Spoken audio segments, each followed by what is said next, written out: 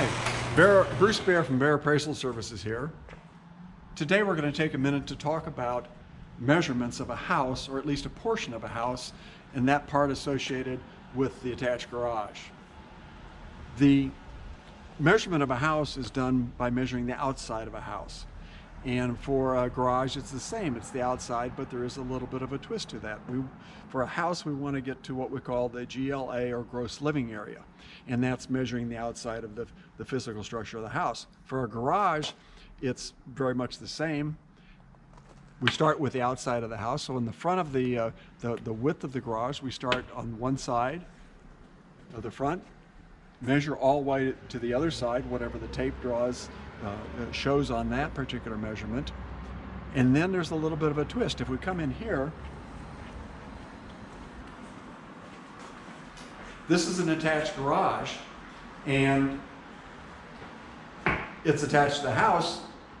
This wall represents some sort of that joining. So the question begs, where does the measurement of the garage stop, and where does the measurement of the house start? And to understand that is simply to note that this is the outside wall of the house. Therefore, from this edge, this side of the wall inward is part of the house. So that's part of the gross living area. So from the edge of this wall, it's in the inside of the garage, to the very front or outside of the garage goes for the measurement of the depth of the garage. So you have your width and your depth. So one of the things today is measurements. As we look at this house, we find the main body of the house that we would be measuring.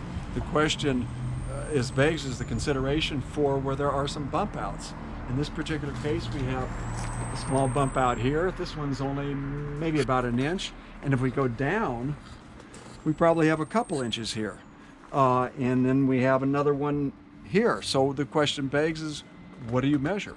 And what we really want to do is measure the house itself, not these additional bump outs. Sometimes these bump outs are 3, 4, 5 inches, and those are just kind of additions. That's something that we look at on the overall quality and design of the house with that extra attraction of those bump outs.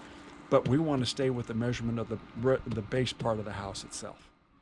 So following with our previous measurements on the outside of the house, and we're talking about the gross living area of a house, what we are measuring is the outside of the house to come up with the gross living area.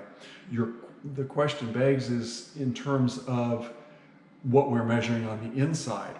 And really the inside of the house is all it's all within the house, within the outside walls. So that's where the actual gross living area is measured from.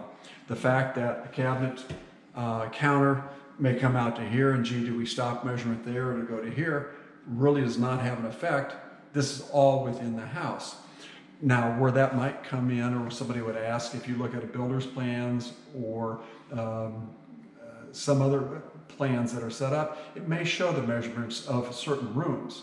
A kitchen may be 10 by 15, or a bedroom 10 by 10, or 12 by 17, or something along that line.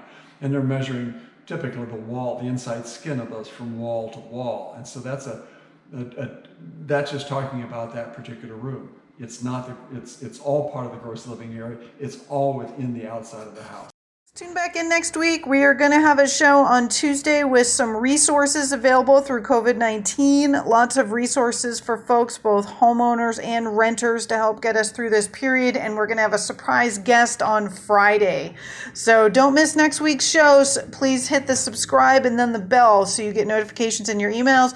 Comment on what you'd like to see in the upcoming episodes. And as always, stay safe, and thank you for watching.